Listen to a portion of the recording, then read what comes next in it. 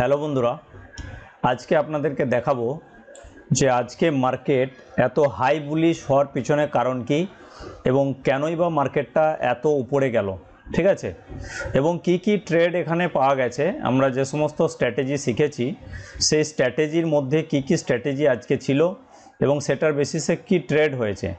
তো আজকে সেটা একটু আলোচনা করব। ভিডিওটা আপনারা অবশ্যই দেখবেন, স্কিপ করবেন না, কারণ খুবই ইম্পর্ট্যান্ট ভিডিও হবে। যে কি পয়েন্টগুলো আমি আজকে ভিডিওতে দেখাবো সেই কি পয়েন্ট দেখে আপনাদের অনেক কিছু শেখার আছে, ঠিক আছে। আপনারা এখান থেকে অনেক কিছু লার্নিং করতে পারবেন। আর আপনাদেরকে দেখাবো যে ইন্ট্রিনসিক ভ্যালু এবং টাইম ভ্যালু, যে ব্যাপারটা আপনাদেরকে বলেছি অপশানের প্রিমিয়াম সিলেকশনের ক্ষেত্রে খুবই গুরুত্বপূর্ণ জিনিস। যদি আপনারা অপশানের স্ট্রাইক প্রাইস সিলেকশন ভুল করেন তাহলে অপশানে কোনোদিনও টাকা ইনকাম করতে পারবেন না। তো অপশানের স্ট্রাইক প্রাইস সিলেকশন এবং ভিউ পয়েন্ট, এই দুটো জিনিস খুবই ইম্পর্টেন্ট। তাই ভিউ পয়েন্ট সঠিক নির্বাচন করে স্ট্রাইক প্রাইসটা আপনাকে সঠিক নির্বাচন করতে হবে। তো আজকের কয়েকটা ট্রেড আমি আপনাদেরকে দেখাবো যেগুলো আমি করেছি এবং সেইটার বেসিসে এই ভিডিওটা আমি বানাতে চলেছি, যাতে আপনারা এটা দেখে কিছু লার্নিং করতে পারেন। এটা থেকে আপনাদের অনেক এক্সপিরিয়েন্স হবে। তো দেখুন বন্ধুরা, আমি সর্বপ্রথম হায়ার টাইম ফ্রেমে সাপ্লাই জোনগুলো একবার টেনে নিচ্ছি গতকাল মার্কেটে কি হয়েছিল সেটার বেসিসে। তো প্রথমে ডেলি টাইম ফ্রেমে আমরা যে সমস্ত ডিমান্ড জোন বা সাপ্লাই জোনের কনসেপ্ট শিখেছি সেই ডিমান্ড জোন সাপ্লাই জোনের কনসেপ্টের বেসিসে আমরা সাপ্লাই জোনগুলো এখানে দেখে নেব। তো আপনারা যেটা জানেন যে এটা হচ্ছে আমাদের লেগিন, এটা বেস এবং এটা হচ্ছে ড্রপ। তাহলে লেগিন, বেস এবং ড্রপ, এটার বেসিসে এটা হচ্ছে সাপ্লাই জোন ডেলি টাইম ফ্রেমের। তারপর এটা আবার লেগিন যদি ধরা হয়, পরের ক্যান্ডেলটা হবে আপনার বেস ক্যান্ডেল, কারণ পরের ক্যান্ডেলটা দেখুন রেড ক্যান্ডেল যেখানে ক্লোজিং হয়েছে নেক্সট ক্যান্ডেলের ওপেনিং সেখানে হবে। তাহলে এখানে ওপেনিং, এখানে ক্লোজিং, এটা একটা বেস ক্যান্ডেল। আবার এই রেড ক্যান্ডেল কোথায় ওপেনিং হবে? গ্রিন ক্যান্ডেল যেখানে ক্লোজিং দিয়েছে, তাহলে এখানে ক্লোজিং, এখানে এই রেড ক্যান্ডেলের ওপেনিং এবং এখানটায় হচ্ছে রেড ক্যান্ডেলের ক্লোজিং। পরবর্তী যে রেড ক্যান্ডেলটা, এই ক্যান্ডেলের ওপেনিং কোথায় হবে? রেড ক্যান্ডেলের যেখানে ক্লোজিং হয়েছে সেখানে এর ওপেনিং হবে এবং ক্লোজিং হবে একদম নিচে। তো এই থেকে এই পর্যন্ত এটা হচ্ছে ইনভিজিবল একটা ড্রপ ক্যান্ডেল। তাহলে এখানে আমরা লেগিন, টু বেস ক্যান্ডেল এবং ড্রপ, এটার বেসিসে দেখতে পাচ্ছি যে এটাও একটা ডেলির সাপ্লাই জোন, ঠিক আছে। দুটো ডেলির সাপ্লাই জোন ছিল। তো এবার দেখা যাক এই সাপ্লাই জোনগুলোকে আজকে কেন ভায়োলেট করলো এবং এর পিছনে কারণ কি, কিভাবে আমরা ট্রেড করেছি। তো চলুন এরপর আমরা লোয়ার টাইম ফ্রেমে চলে যাব এবং 125 মিনিটসের একটা ডিমান্ড জোন দেখিয়ে দিই। যে 125 মিনিটসের একটা ডিমান্ড জোনও ছিল মার্কেটে, দেখতে পাচ্ছেন গতকালের এটা ছিল 125 মিনিটসের ডিমান্ড জোন। কারণ এই যে বিগ গ্যাপ আপ দিয়ে ক্যান্ডেল, এই ক্যান্ডেলের ক্লোজিং এখানে এবং ওপেনিং হচ্ছে এখানে। তাহলে এখান থেকে এখান পর্যন্ত যদি ওপেনিং ধরা হয় তাহলে এটা একটা বিগ গ্রিন ক্যান্ডেল হচ্ছে, ঠিক আছে। তাহলে এটা আমার লেগিন ক্যান্ডেল এবং এই ছোট ছোট ক্যান্ডেলগুলো হচ্ছে আমার বেস ক্যান্ডেল এবং এটা হচ্ছে আমার লেগ আউট ক্যান্ডেল। তাহলে এটা ছিল গতকালের 125 মিনিটের ডিমান্ড জোন এবং সেই ডিমান্ড জোন থেকে দেখুন রিয়াকশন নিয়ে মার্কেট কিন্তু উঠেছে, ঠিক আছে। কেন উঠেছে না, দেখতে পাচ্ছেন যে এটা প্রিভিয়াস রেজিস্ট্যান্স ছিল, এখান থেকে মার্কেটটা ফল করেছিল। তাহলে যখনই এর উপরে মার্কেট ক্লোজ দিয়েছে তাহলে এই সমস্ত সেলাররা ফেসেছে। তাহলে এই সেলাররা কি করবে? ব্রেক ইভেনে নো প্রফিট নো লসে এক্সিট করবে এবং সেটাই করেছে, এক্সিট এখান থেকে করেছে, অর্থাৎ সেলার বিকাম বায়ার হয়েছে, যার জন্য এখানে বাইং প্রেসার এবং 125 মিনিটসের ডিমান্ড জোন সব মিলিয়ে এখানে হিউজ বাইং প্রেসার ক্রিয়েট হওয়ার কারণে এখান থেকে কিন্তু মার্কেটটা উঠে গেছে। এবার আমরা লোয়ার টাইম ফ্রেমে দেখে নেব যে কিভাবে ট্রেড আমরা পেয়েছি। তো চলুন আমরা ডিমান্ড জোনটা, সাপ্লাই জোন প্রথমে দেখে নিলাম। এবার মার্কেট ওপেন হওয়ার পর কি কি প্রাইস অ্যাকশন বানালো এবং কিভাবে ট্রেড হলো দেখা যাক। চলো সর্বপ্রথম 10 মিনিট টাইম ফ্রেমে আমরা চলে যাব। 10 মিনিট টাইম ফ্রেমে যদি যাই তাহলে আমি এটা আপনাদেরকে বার রিপ্লাই করে দেখাবো, ঠিক আছে। বার রিপ্লাই করে দেখালে জিনিসটা আরও পরিষ্কার হবে, আপনারা বুঝতে পারবেন, আরও সুবিধা হবে আপনাদের, ঠিক আছে। তো দেখুন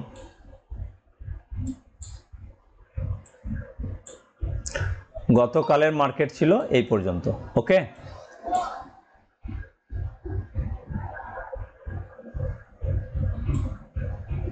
গতকাল মার্কেট এই সিচুয়েশন করে মার্কেট কিন্তু এখানে ক্লোজ দিয়েছিল।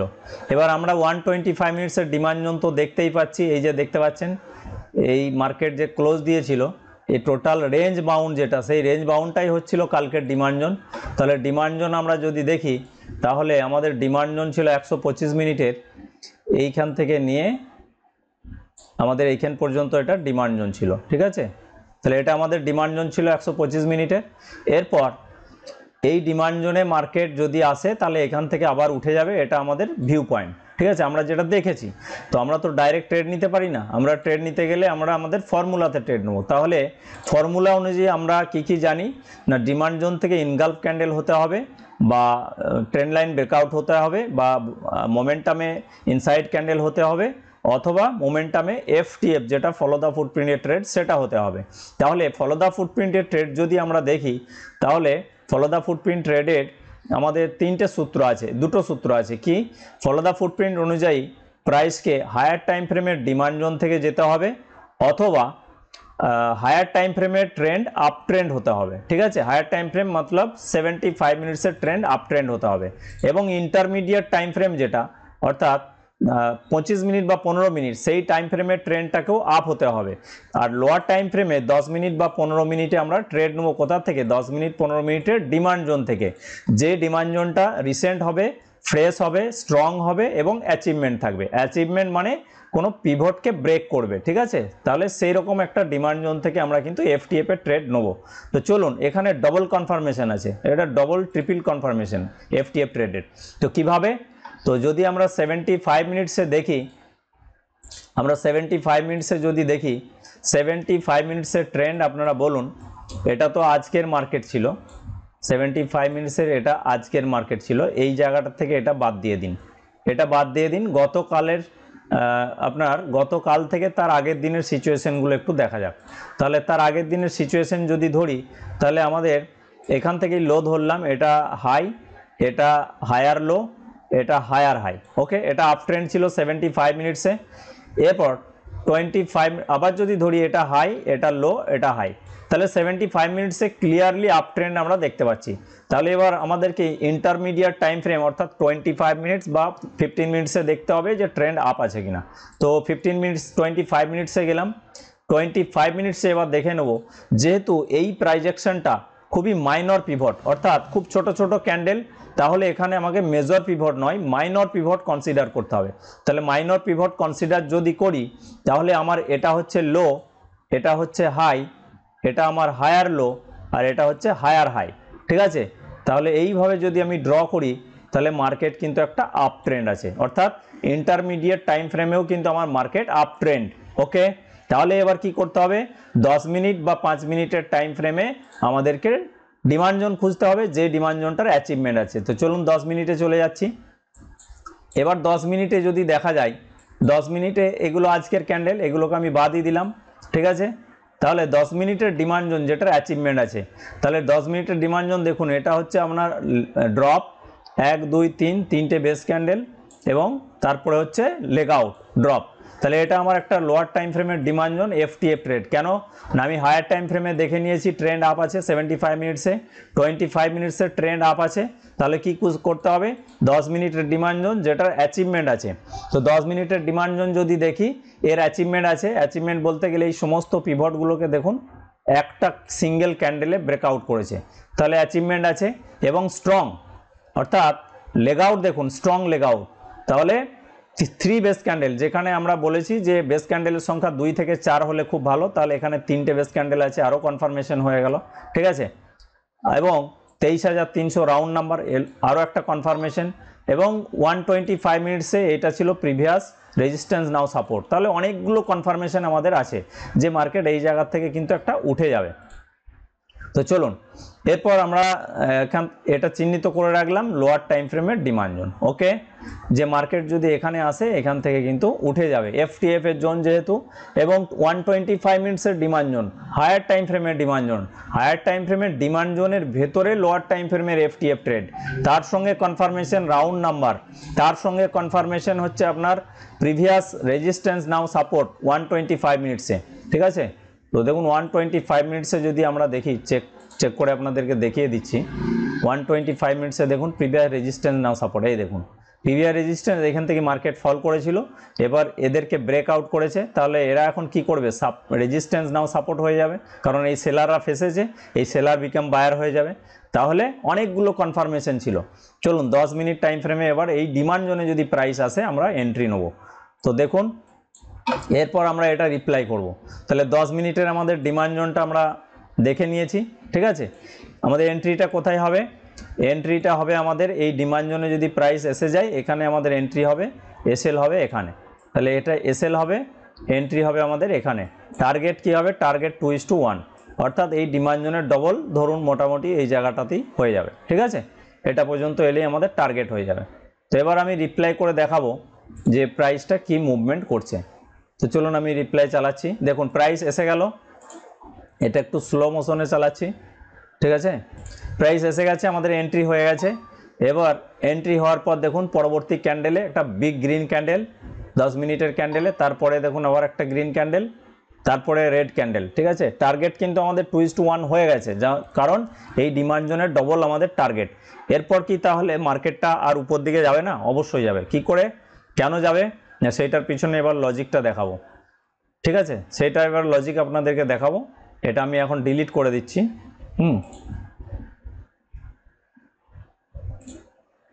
এটা এখন কেটে দিলাম।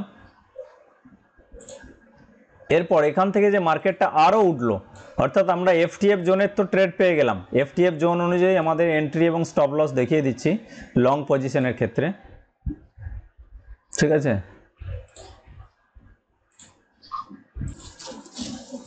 এরপর আমরা এটা লং পজিশন এন্ট্রি নিয়ে দেখাচ্ছি।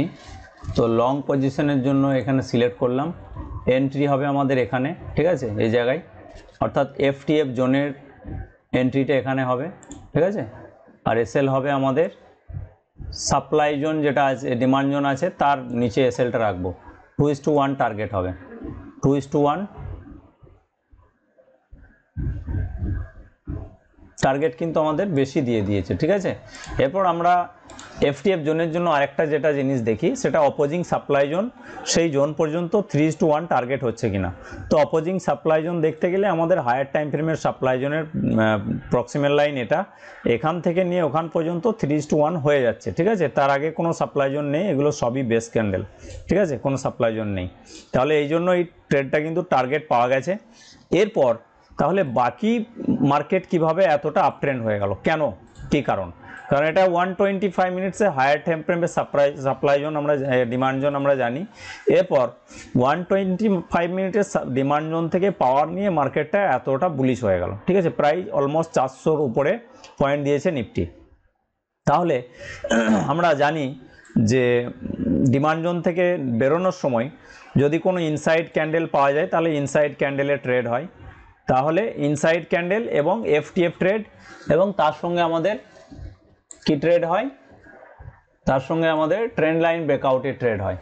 তো ইনসাইড ক্যান্ডেল ট্রেড আমরা তো এখানে একটাও পাইনি, ঠিক আছে। এগুলো সবই অলমোস্ট হাই ব্রেক করেছিল, প্রায় এগুলো সবই হাই ব্রেক করেছে, ইনসাইড ক্যান্ডেল পাইনি। তো এই একটা ইনসাইড ক্যান্ডেল ট্রেড ছিল, কিন্তু সেটা সাপ্লাই জোনের ভেতরে, এটা ছিল ইনসাইড ক্যান্ডেল ট্রেড, দেখতেই পাচ্ছেন এটা ছিল inside candle trade, perfect inside candle. এটা হচ্ছে মাদার ক্যান্ডেল, আপনারা দেখুন ইনসাইড ক্যান্ডেল, এটা হচ্ছে মাদার ক্যান্ডেল, এবং তার ভেতরে এটা হচ্ছে ইনসাইড ক্যান্ডেল। কারণ মাদার ক্যান্ডেলের হাই এবং লোয়ের মধ্যে ইনসাইড ক্যান্ডেলের হাই লো নিহিত আছে। তাহলে এই ইনসাইড ক্যান্ডেলের এখানে এন্ট্রি হবে, এখানে এসএল হবে, টার্গেট 2:1। তো টার্গেট 2:1-এর বেশি দিয়ে দিয়েছে, এখানে একটা ইনসাইড ক্যান্ডেল ট্রেড ছিল, ঠিক আছে। আমরা যেটা দেখেছি যে ডিমান্ড জোন থেকে প্রাইস রিয়াক্ট করে যাওয়ার সময় ইনসাইড ক্যান্ডেলের ট্রেড বা এফটিএফ ট্রেড বা আপনার ট্রেন্ড লাইন ব্রেকআউটের ট্রেড পাওয়া যায়। তো ইনসাইড ক্যান্ডেলের ট্রেড একটা ছিল, কিন্তু সাপ্লাই জোনে আমরা ইনসাইড ক্যান্ডেলের বুলিশের ট্রেড নিই না, তো এটা ট্রেড থাকলেও না নেওয়াটাই উচিত, কিন্তু টার্গেট দিয়েছে, ওকে। এরপর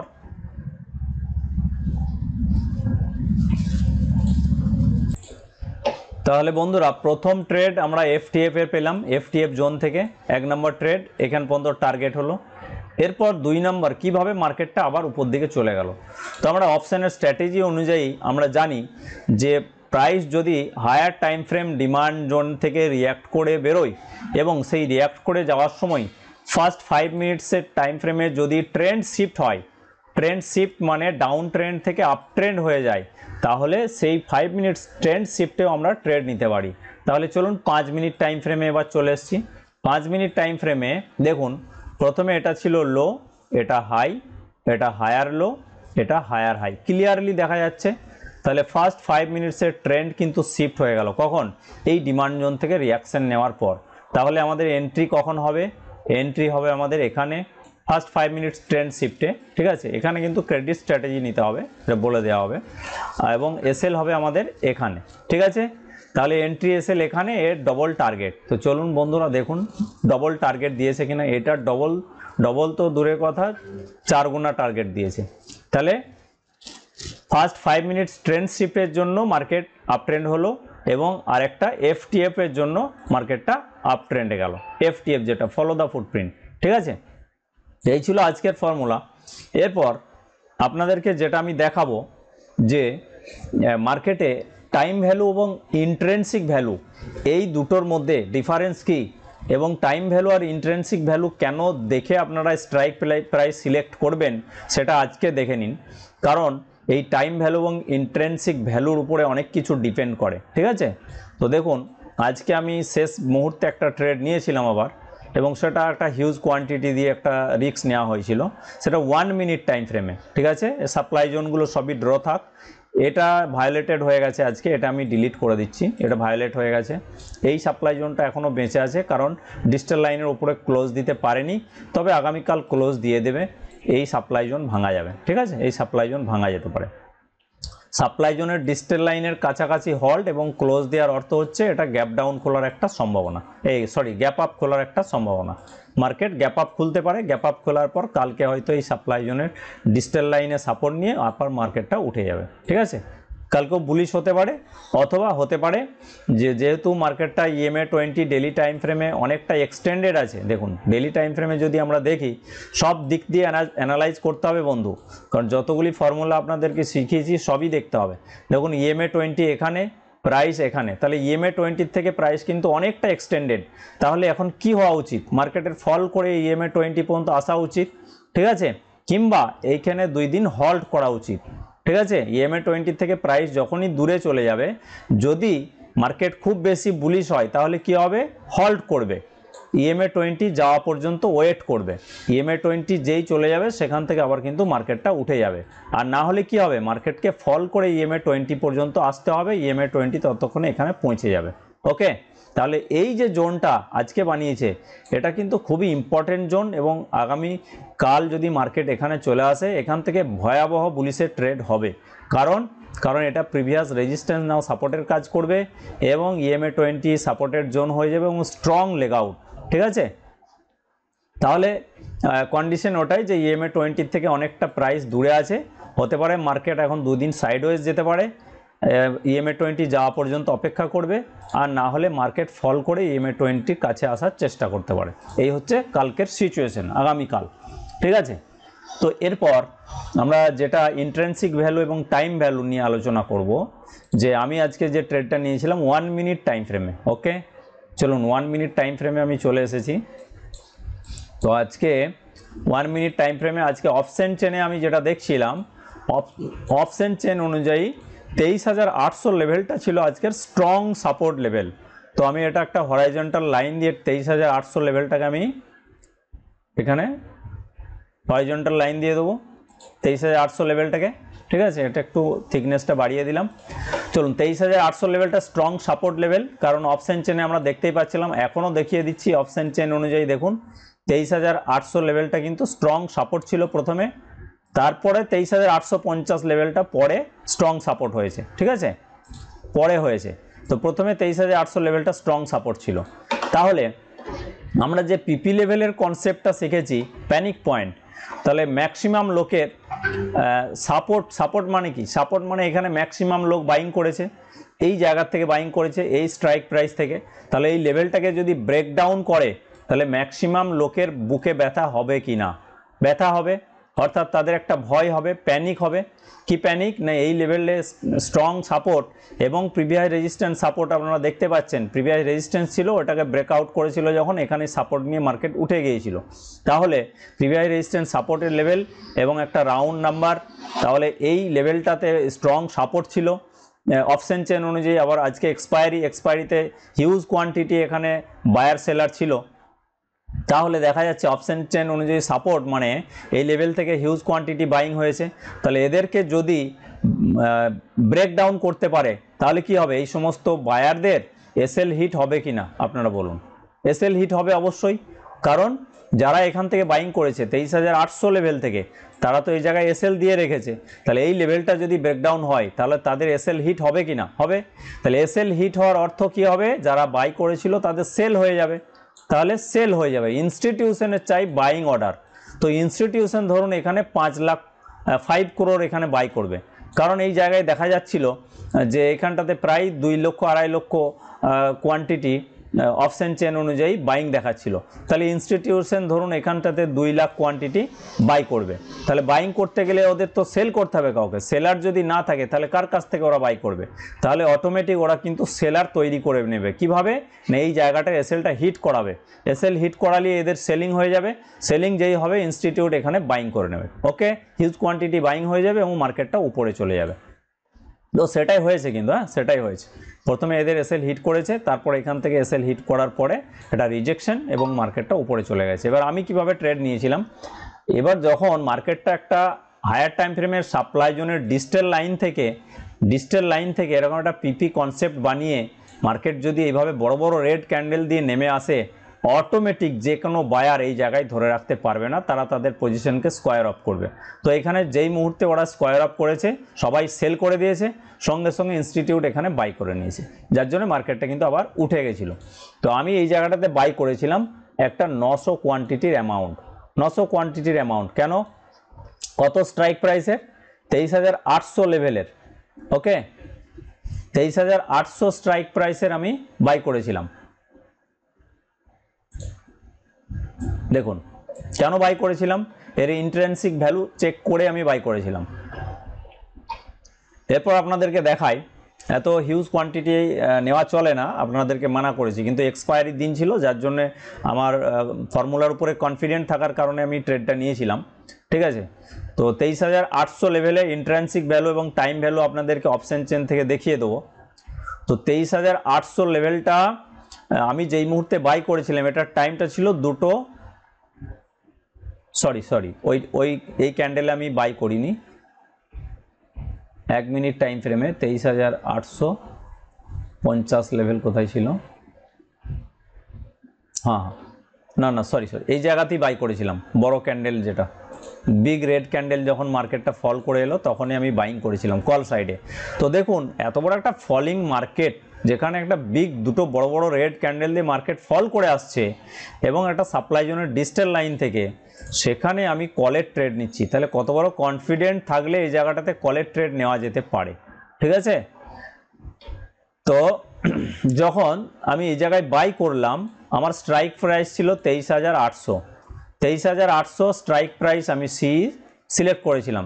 ঠিক আছে, তো যেই মুহূর্তে আমি 23,800 সিলেক্ট করেছিলাম, সেই মুহূর্তে প্রাইসটা চলছিল 18 টাকা।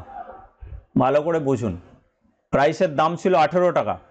ওকে, তাহলে 23,800 টাকার জিনিস আমি 23,800 টাকা দিয়েই কিনছি, মানে এটা তো অ্যাসেট প্রাইস, যেটা স্ট্রাইক প্রাইস সেটাকে অ্যাসেট প্রাইস বলা হয়। আর কারেন্ট মার্কেট কোথায় চলছিল, কারেন্ট মার্কেট চলছিল তো 23,800-তে, কারণ যখন 23,800 লেভেলে মার্কেট এসেছে আমি সঙ্গে সঙ্গেই 23,800 বাই করেছি। ওকে, 23,800 বাই করেছি। 23,800 দাম কত ছিল, 18 টাকা। তাহলে 23,800 টাকার জিনিস আমি 23,800 টাকা দিয়েই কিনছি। তাহলে আমার এখানে টাইম ভ্যালু কি আছে, টাইম ভ্যালু কিছুই নেই, 0। কিন্তু 18 টাকার যে প্রিমিয়ামটা আমি পে করছি, এটা আমার সম্পূর্ণ ইন্ট্রিনসিক ভ্যালু। অর্থাৎ মার্কেট যদি 23,800-র উপরেই ক্লোজ দেয়, এই 18 টাকাটা আমার 0 কখনোই হবে না, একদম 0 হবে না। কারণ দেখুন 23,800 টাকার জিনিস আমি 23,800 টাকায় কিনছি, অর্থাৎ 23,800 স্ট্রাইক প্রাইস সিলেক্ট করছি এবং কারেন্ট মার্কেট প্রাইস তখন চলছে কত 23,800। তাহলে 23,800 এটা হচ্ছে অ্যাসেট প্রাইস, আর 23,800 টাকা আমি দিয়ে কিনছি, অর্থাৎ যে স্ট্রাইক প্রাইসটা আমি সিলেক্ট করছি। তাহলে আমার এখানে টাইম ভ্যালু কি আছে? কিছুই নেই, জিরো। কিন্তু আমি 18 টাকায় যেটা দিচ্ছি সেটা আমার পুরোটাই ইন্ট্রিনসিক ভ্যালু। এটা কিন্তু টাইমের সাথে সাথে ডিকে হবে না, যেটা থিটা ডিকে হয় সেই থিটা ডিকে হবে না। কারণ কি? এটা পুরোটাই ইন্ট্রিনসিক ভ্যালু। যদি মার্কেটটা 23,800 উপরেই থেকে যায় আমার পুরোটাই থেকে যাবে এবং যত পয়েন্ট উপরে থাকবে সেই পয়েন্টটা আমি এবার প্রফিট পাবো। যদি ইন দ্য মানি হয় তাহলে এবার ডেল্টা অনুযায়ী দেখা যাবে যে ডেল্টা 0.5 থেকে স্টার্ট হয়। তাহলে যদি ধরুন 10 পয়েন্ট উপরে থাকে তাহলে আমি 5 টাকা পাবো, অর্থাৎ 18×5 = 23 টাকা দাম হবে। যদি 20 পয়েন্ট উপরে যায় মার্কেট 23,800 থেকে তাহলে আমি এখানে 10 টাকা পাবো, 10 টাকা না একটু বেশি পাবো, কারণ আর ডেল্টাটা তখন ইন দ্য মানি হয়ে যাবে এবং পয়েন্ট 0.5 থেকে স্টার্ট করে 0.6, 0.7 এভাবে যেতে থাকবে। তাহলে দেখা যাবে যে 20 টাকায় আমি হয়তো 15 টাকা পাবো। তাহলে 15 আর 18 কত হয়? 33 টাকা। তাহলে 33 টাকা আমার দাম হয়ে যাবে। আমার 900 কোয়ান্টিটি ছিল। তো দেখুন ইন্ট্রিনসিক ভ্যালু যেহেতু কিছুই, টাইম ভ্যালু যেহেতু কিছুই ছিল না, জিরো ছিল, আমার ভয় ছিল না। আমি এটুকু কনফিডেন্ট ছিলাম যে 23,000 লেভেলটা স্ট্রং সাপোর্ট, এর উপরেই মার্কেট আজকে ক্লোজ দেবে। আর আমি কিনছি 18 টাকায়, মানে পুরোটাই আমার ইন্ট্রিনসিক ভ্যালু।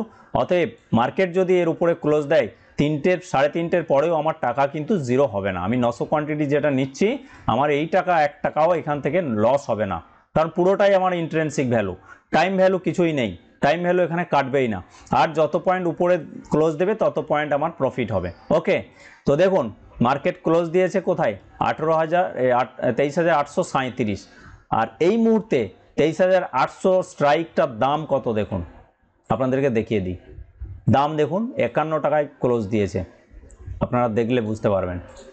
আর যত আউট অফ দ্য মানি ছিল সব প্রিমিয়াম জিরো হয়ে গেছে, আপনারা লক্ষ্য করুন। টাইম ভ্যালু এবং ইন্ট্রিনসিক ভ্যালু এখানে লেখা থাকে, এটা হচ্ছে টাইম ভ্যালু, এটা হচ্ছে ইন্ট্রিনসিক ভ্যালু। যত ডিপ ইন দ্য মানি যাবেন, এটা আজকের কারেন্ট মার্কেট প্রাইস এখানে ক্লোজ দিয়েছে ধরুন, তাহলে কারেন্ট মার্কেট প্রাইসের উপরে যা কিছু আছে সব আউট অফ দ্য মানি কলের ক্ষেত্রে, আর নিচে যা আছে সব ইন দ্য মানি। তাহলে কল অপশনের ক্ষেত্রে ইন দ্য মানি প্রিমিয়াম যেগুলো সেগুলো কিন্তু সব আপনার একটা ভ্যালু থাকবে, কিন্তু যেগুলো আউট অফ দ্য মানি সেগুলো কিন্তু সব জিরো হয়ে যাবে। সরি, এই 23,850, 23,900 এগুলো সব আউট অফ দ্য মানি, আর এগুলো সব হবে ইন দ্য মানি কল অপশনের ক্ষেত্রে। তো 23,850 মার্কেট মোটামুটি 23,837-এ ক্লোজ দিয়েছে, আর আমি কিনেছিলাম 23,800 সি। এখন বর্তমান দাম দেখুন 51 টাকা 50 পয়সা আজকে, অর্থাৎ এক্সপায়ারি ক্লোজ হওয়ার পরেও এলটিপি দেখুন, লাস্ট ট্রেডেড প্রাইস যেটা 51 টাকা 50, অর্থাৎ 18 টাকায় আমি কিনেছিলাম আর আমার এখানে 51 টাকা 50-এ ক্লোজ দিয়েছে। তার মানে কি ইন্ট্রিনসিক ভ্যালু আমার 18 টাকাই ছিল এবং মার্কেটটা প্রায় কত পয়েন্ট উপরে ক্লোজ দিয়েছে? 37 পয়েন্ট। তো যদি দেখা যায় আপনার এটা হচ্ছে 55 টাকার মতো হয়, ঠিক আছে, 55 টাকার মতো হয়, 51 টাকা 50 পয়সায় ক্লোজ দিয়েছে, যাই হোক, ঠিক আছে। তাহলে যদি আপনারা in the money option buying করেন, ঠিক আছে, এবং তার উপরেই যদি এক্সপায়ারির দিনে ক্লোজ দেয়, তাহলে জানবেন যে আপনার ইন্ট্রিনসিক ভ্যালুটা কখনোই জিরো হবে না, জিরো হবে আপনার টাইম ভ্যালুটা, ঠিক আছে, টাইম ভ্যালু জিরো হবে। যেমন ধরুন আপনাদেরকে বুঝিয়ে দিই এখানে একটা এক্সাম্পল দিয়ে, এই 23,850 আমি ধরে নিলাম এটা এখন কারেন্ট মার্কেট চলছে, ওকে, কারেন্ট মার্কেট, এবং এর এই মুহূর্তে অ্যাট দ্য মানি প্রিমিয়ামের দাম হচ্ছে ধরুন 100 টাকা, ওকে, 100 টাকা। আর 23,850, 23,750 যেটা ইন দ্য মানি, এটার এখন মার্কেট প্রাইস ধরুন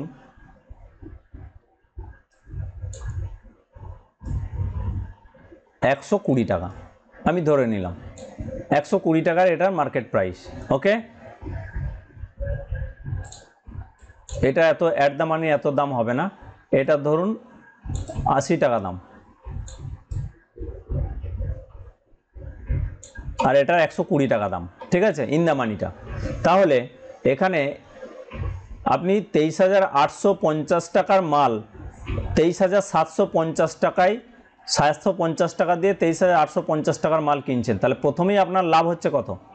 23,850 টাকার জিনিস আপনি 23,750 টাকায় কিনছেন, মার্কেট চলছে এখন 23,850-এ, তার মানে কি 23,850 টাকার জিনিস আপনি কিনছেন কত টাকায়? 23,750 টাকায়। এটা আপনার স্ট্রাইক প্রাইস। তাহলে আপনি কিনছেন কত দিয়ে? 120 টাকা দিয়ে। তো আপনি 23,850-এর মাল 23,750 দিয়ে যখন কিনছেন, তো প্রথমেই তো আপনার 100 টাকা লাভ হচ্ছে, ঠিক আছে? কিন্তু আপনি পে করছেন কত? 120 টাকা। তাহলে এই যে 20 টাকা এক্সট্রা আপনি পে করলেন, এই 20 টাকাটা হবে আপনার টাইম ভ্যালু। ভালো করে বুঝবেন, এটা হবে আপনার টাইম ভ্যালু, আর এইটা হবে আপনার ইন্ট্রিনসিক ভ্যালু। অর্থাৎ এই 23,750-এর উপরে যদি মার্কেট ক্লোজ দেয়, তাহলে আপনার এই 100 টাকাটা কিন্তু থেকেই যাবে, এটা জিরো হবে না। আপনার জিরো হবে শুধুমাত্র 20 টাকাটা। ওকে, কেন? এটা টাইম ভ্যালু, টাইমের সাথে সাথে আপনার এখানে থিটা ডিকে হয়ে যাবে। ওকে, সেই জন্য সবসময় ডিপ ইন দ্য মানি নেওয়ার চেষ্টা করবেন, যেটাতে যত বেশি আপনার ইন্ট্রিনসিক ভ্যালু, সেইটার প্রিমিয়াম জিরো হয় না। তো দেখুন এইখানেই আপনাদেরকে দেখিয়ে দিই, এটা হচ্ছে এলটিপি, এটা হচ্ছে কল ওয়াই, আর এটা হচ্ছে আপনার পুট ওয়াই। এটা পুট, এটা কল, আপনারা দেখতে পাচ্ছেন। আর কারেন্ট মার্কেট প্রাইস এখন এটা 23,850, এখানেই মার্কেট ক্লোজ দিয়েছে। ওকে, দেখুন 23,850-এর উপরে যেগুলো স্ট্রাইক প্রাইস, সেগুলো কিন্তু সব ওটিএম। তাহলে এগুলো হবে ওটিএম কল অপশনের ক্ষেত্রে, আর এগুলো হবে আপনার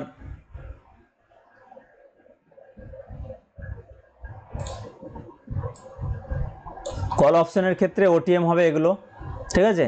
23,850 কল অপশনের ক্ষেত্রে ওটিএম অপশন হবে এগুলো সব, এই দিকেরটা, এগুলো সব ওটিএম হবে। ওকে, আর এইগুলো হবে আপনার in the money, ITM call অপশনের ক্ষেত্রে। কারণ কি, কারেন্ট মার্কেট প্রাইসের যত নিচে যাবেন, 23,850 চলছে, 23,800, 23,750, 23,700, যত উপরের দিকে যাবেন তত ডিপ ইন দ্য মানি হবে। আর ডিপ ইন দ্য মানির ভ্যালু দেখুন, ডিপ ইন দ্য মানির প্রাইসটা একবার চেক করুন। এলটিপি 251 টাকা, এই প্রাইসটা কি জিরো হয়েছে? এই প্রাইসটা কি জিরো হয়েছে? হয়নি। কেন? আজ তো এক্সপায়ারি ছিল, তাহলে এটা তো জিরো হওয়ার কথা না, জিরো হয়নি। কেন? এর ইন্ট্রিনসিক ভ্যালু হচ্ছে পুরোটাই। দেখুন আউট অফ দ্য মানি কিন্তু জিরো হয়ে গেছে, এই দেখুন আউট অফ দ্য মানি, অর্থাৎ 23,850-এ ক্লোজ দিয়েছে, তাহলে 23,900-র যেটা প্রিমিয়াম ছিল সেটা কিন্তু 0.05 হয়ে গেছে। 0.5 থাকে, এটা সেটেলমেন্ট করার জন্য 0.5 রাখা হয়। তো আউট অফ দ্য মানির প্রিমিয়াম জিরো হয়ে গেছে। ঠিক অপরদিকে পুট অপশনের ক্ষেত্রে এগুলো আপনার সব ইন দ্য মানি, এগুলো হচ্ছে আইটিএম পুট অপশনের ক্ষেত্রে। অর্থাৎ মার্কেট যদি নিচের দিকে নামে, তাহলে 23,950, 24,000 এগুলো সব আইটিএম কল অপশন। আর উপরের দিকে যেগুলো 23,800, 23,750 এগুলো সব পুটের ক্ষেত্রে ওটিএম কল অপশন। তো ওটিএম এর প্রাইসগুলো দেখুন সব জিরো হয়ে গেছে, 0.05, 0.10, 0.05 দেখতে পাচ্ছেন। তাহলে ওটিএম অপশন দেখুন একটাও কিন্তু আপনার ভ্যালু নেই, সব জিরো। তাহলে ওটিএম প্রাইস কিন্তু থাকে না, ঠিক আছে? আর যে জায়গায় এইদিকে দেখুন ওটিএম এর প্রাইস সব জিরো, কিন্তু সেই জায়গায় আইটিএম যেটা in the money intrinsic value, তাদের দেখুন প্রাইস সব কিন্তু জিরো হয়নি। তাহলে বন্ধুরা অপশন সবসময় ডিপ ইন দ্য মানি কেনার চেষ্টা করবেন, তাহলে কি হবে, আপনার প্রিমিয়াম এক্সপায়ারির দিনে জিরো হবে না, যদি প্রাইস আপনি যেখানে বাই করেছেন তার উপরে ক্লোজ দেয়, ঠিক আছে? এরপর যদি বাই চান্স ধরুন আপনার নিচে ক্লোজ দিয়ে দেয়, আপনি যে স্ট্রাইক প্রাইসে বাই করেছেন, তাহলে কি হবে, জিরো হয়ে যাবে। কিংবা দেখা গেল আপনি যে স্ট্রাইক প্রাইসে কিনেছেন তার থেকে 10 পয়েন্ট নিচে, মানে যে জায়গায় আপনি বাই করেছেন আপনার ইন্ট্রিনসিক ভ্যালুর থেকে 10 পয়েন্ট নিচে মার্কেটটা নেমেছে, কিন্তু আপনার স্ট্রাইক প্রাইসের নিচে আসেনি। তাহলে 10 পয়েন্টের জন্য আপনার যেহেতু ইন দ্য মানি, তাহলে সেই ক্ষেত্রে আপনার হয়তো 6 টাকা কাটতে পারে, 6 টাকা প্রিমিয়াম কাটতে পারে, তার বেশি না, ঠিক আছে? তাহলে সবসময় চেষ্টা করবেন ডিপ ইন দ্য মানি নেওয়ার। আর আজকের ট্রেড তো আমি আলোচনা করেই দিলাম যে কিভাবে ট্রেডটা নিয়েছিলাম। 18 টাকায় কিনে 51 টাকায় ক্লোজ দিয়েছে, আপনারা দেখতেই পাচ্ছেন, কারণ আমি বুঝেই গিয়েছিলাম যে এটা ইন্ট্রিনসিক ভ্যালু পুরোটাই, এখানে টাইম ভ্যালু কিছু নেই, আর এটা স্ট্রং সাপোর্ট ছিল, তাহলে এর উপরে মার্কেট ক্লোজ দিলে আমার পুরো টাকায় থেকে যাবে এবং লস মোটামুটি হবে না। রিস্ক একটা নিয়েছিলাম, তো দেখা গেল একটা ভালো রকম প্রফিট দিয়েছিল। এখানে 70 টাকা পর্যন্ত এটা গিয়েছিল, ঠিক আছে? 70 টাকা পর্যন্ত এই প্রিমিয়ামটা গিয়েছিল, 18 টাকার প্রিমিয়াম, 900 কোয়ান্টিটি ছিল, ঠিক আছে? আপনারাও এরকম ধরনের যদি স্ট্রাইক প্রাইস সিলেকশন করে ট্রেড নিতে পারেন, তাহলে অবশ্যই প্রফিট হবে। তো ভিডিও থেকে আশা করছি অনেক কিছু লার্নিং আপনারা পেলেন। যদি ভিডিওটি আপনাদের কোনো কাজে আসে, ভালো লেগে থাকে, তাহলে অবশ্যই ভিডিওটি লাইক শেয়ার করবেন এবং চ্যানেলটি সাবস্ক্রাইব করে রাখবেন এই ধরনের ভিডিও পাওয়ার জন্য। সকলকে আমার পক্ষ থেকে অসংখ্য ধন্যবাদ।